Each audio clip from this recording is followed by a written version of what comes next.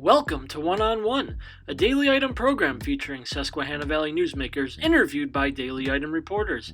Today's guest is Selinsgrove School District Superintendent Dr. Frank Jankowski, interviewed by Rick Dandes.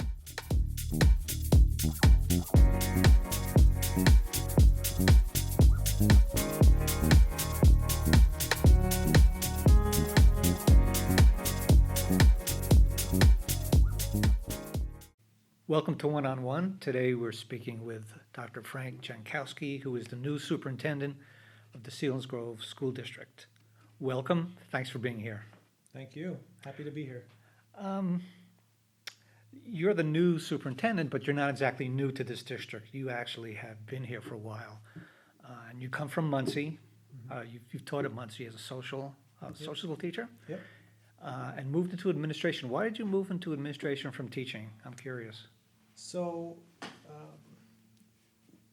when you go into education, you initially think about how you will have a direct impact on teaching students how to learn about whatever content area you are certified in, and you quickly then become aware of other avenues that are available within the profession. So I was interested early on. I enjoyed teaching thoroughly.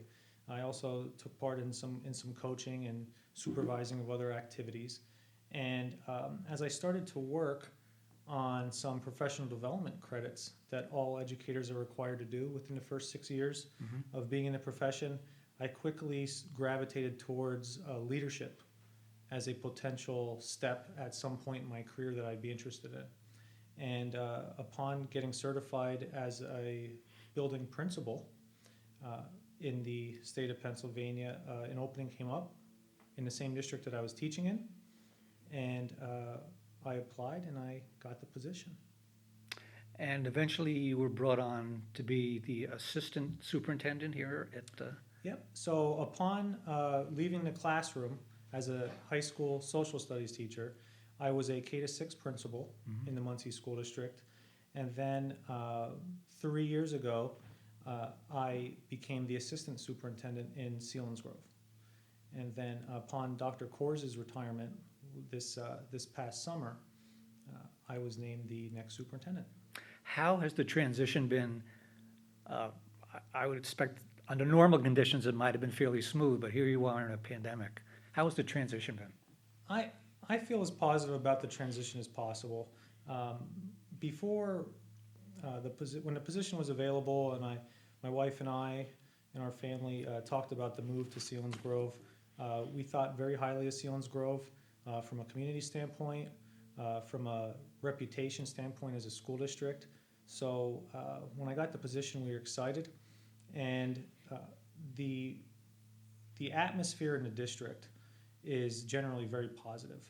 So I was able to come in, work with different employee groups within the district, and most closely with Dr. Kors, and hopefully have the leadership that was in place that had success, build off of that for the future, and personalize it to the instructors, the staff, and the administration team that's in place now. So considering the uniqueness of this summer and where we are right now in the fall, I feel as positive as I could feel, and I'm very thankful for the opportunity to be a leader in the community.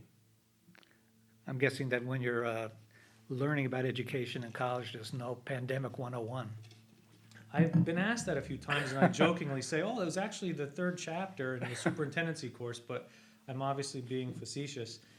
You're correct that there's certainly things that you learn in class, and how to effectively respond to a pandemic and guide thousands of students and staff members and families in a community through that is not one of those chapters. Okay, Dr. Jankowski, there's a lot going on here in Selinsgrove, and I think people were interested in knowing about the students who were recently tested positive for COVID.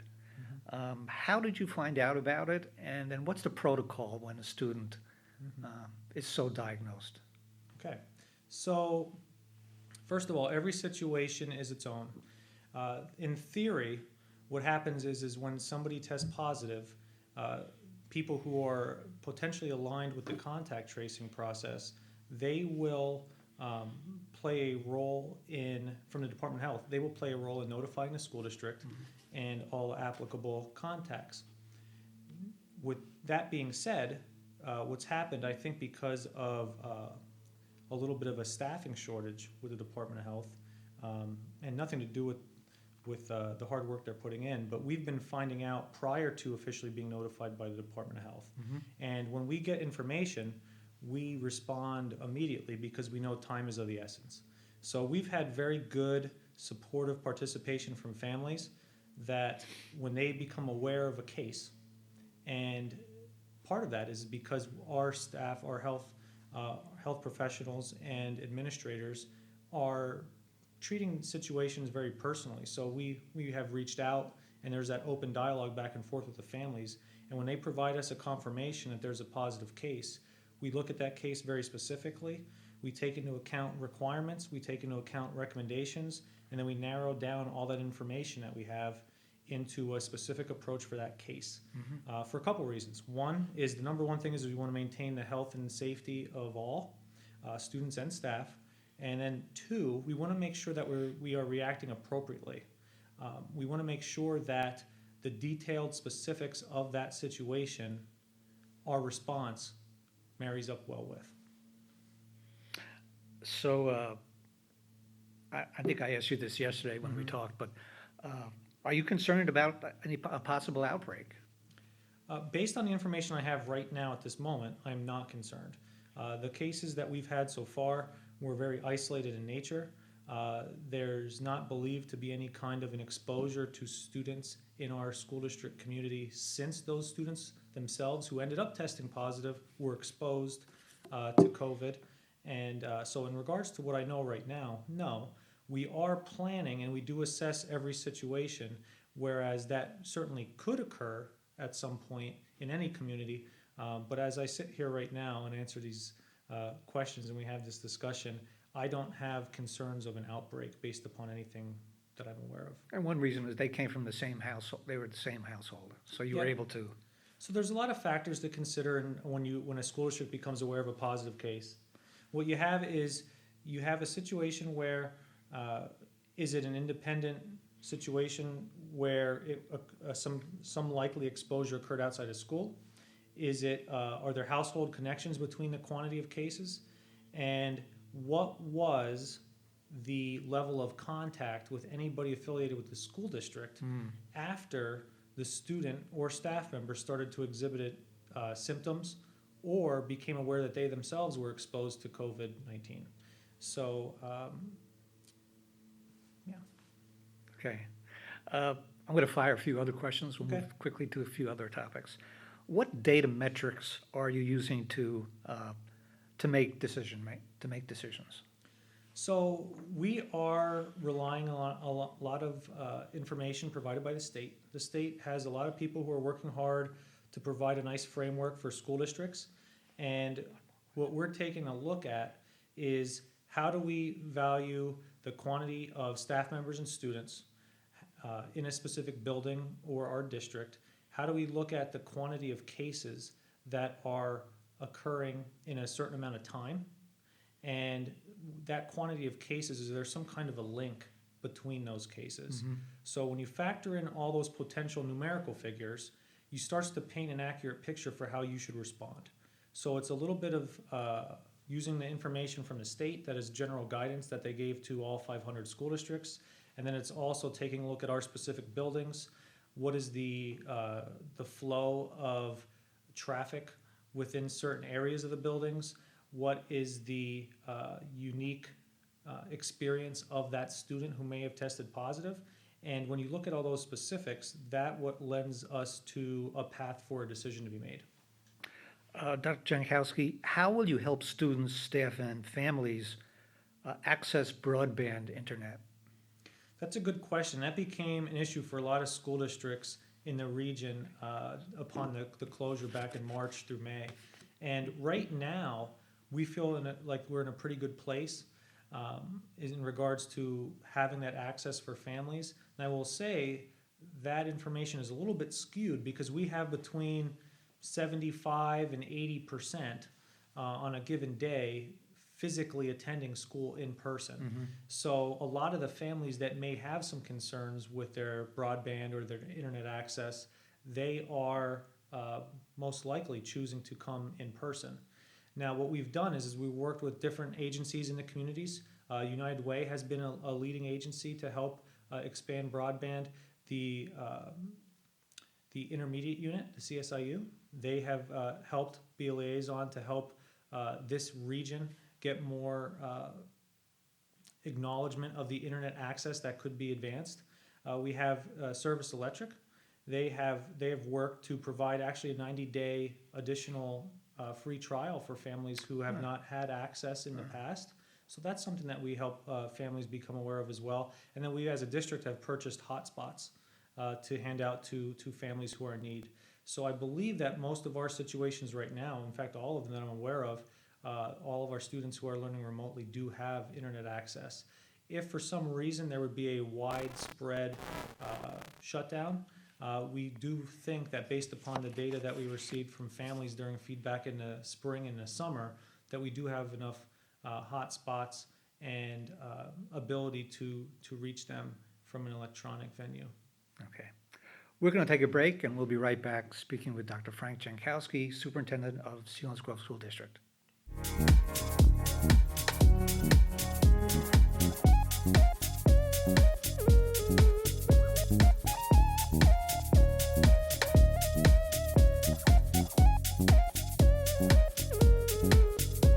Welcome back to One on One. I'm Rick Dandes, and today we're speaking with Dr. Frank Jankowski, Superintendent of the Selinsgrove School District. Just a few more questions here, Dr. Jankowski. I'm interested in this, and I think other people might be. What about students with special needs? Can they be taught in person? Yeah, so when we develop our flexible instructional model, we've wanted to be able to absorb any kind of needed transition to distance learning or back to in-person. So right now, the families have the opportunity to choose which of those models they prefer. And like I mentioned earlier, close to 80% of our families have chosen in-person.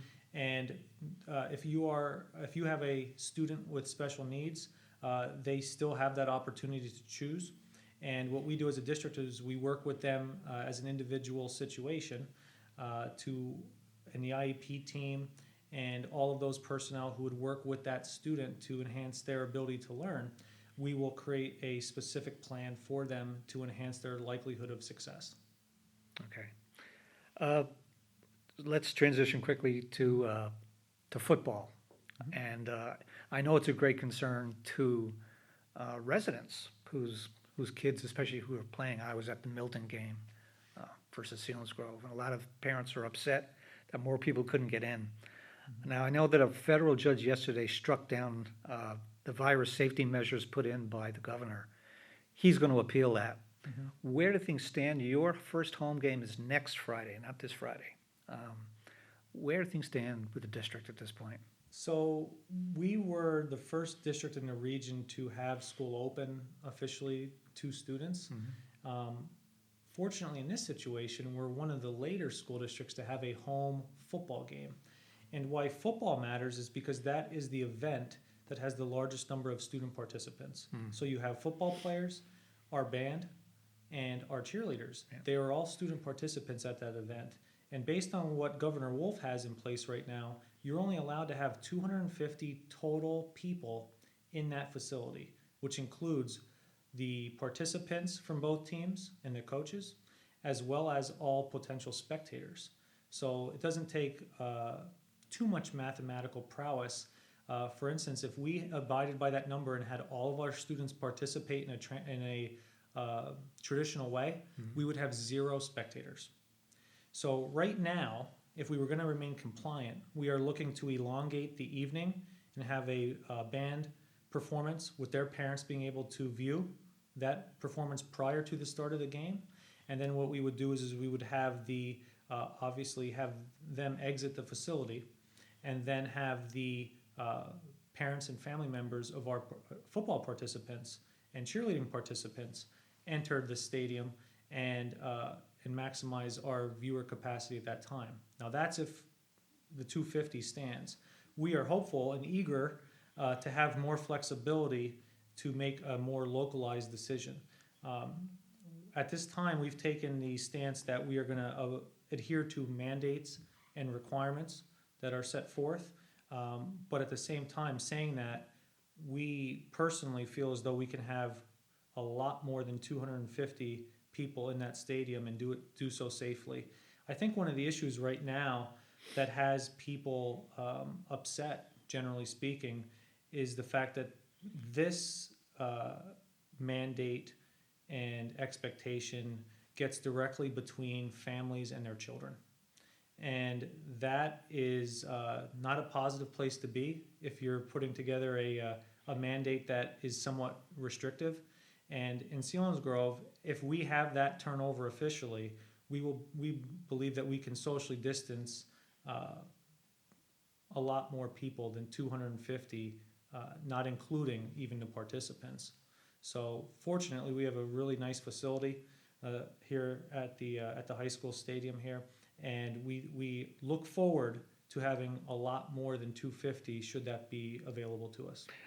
So as of now, will tickets be given to seniors, or is it spread out, or how? Yeah, so Is there we're a plan? focusing on the football event because the other events traditionally will not be an issue from a numerical standpoint. Yeah. But the football and the band and the cheerleading event, we would provide more of an opportunity for the upperclassmen if we were going to adhere to the 250.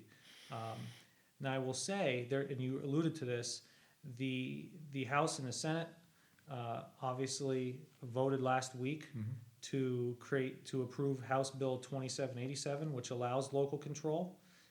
Governor Wolf has 10 days to either veto it, approve it, sign it into law, or just let it become law.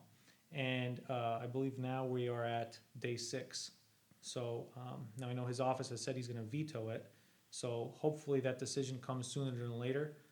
So those who are trying to remain compliant can do so. And but like I'm saying, it's very important to us to remain compliant because that's what you're supposed to do. It'd be hypocritical of me to stand here and say that we're asking a lot of people to follow rules, but we're not going to follow rules. But I will say that as a resident of Selinsgrove, as somebody who is connected well with the families of student participants, whether it be athletics or in the band or cheerleading at this time, we are hopeful that we have an opportunity to go beyond 250 because we absolutely will at that point, and we think that we can do so safely as well. Lewisburg is playing here for the season. Have you had conversations with Lewisburg about football? Are they following similar protocols? Lewisburg, I believe, is in a similar viewpoint to what Selinsgrove is right now, where we are eagerly watching what happens. Now, they actually had a game here last Friday, and they did follow the 250 expectation. Okay. Well, listen, thank you so much for giving us some of your time. Appreciate it. We've been talking with Dr. Frank Jankowski, Superintendent of Schools in Selinsgrove School District. Thanks again, and thank you for watching One-on-One. Thanks for watching One-on-One. Be sure to tune in again for another edition.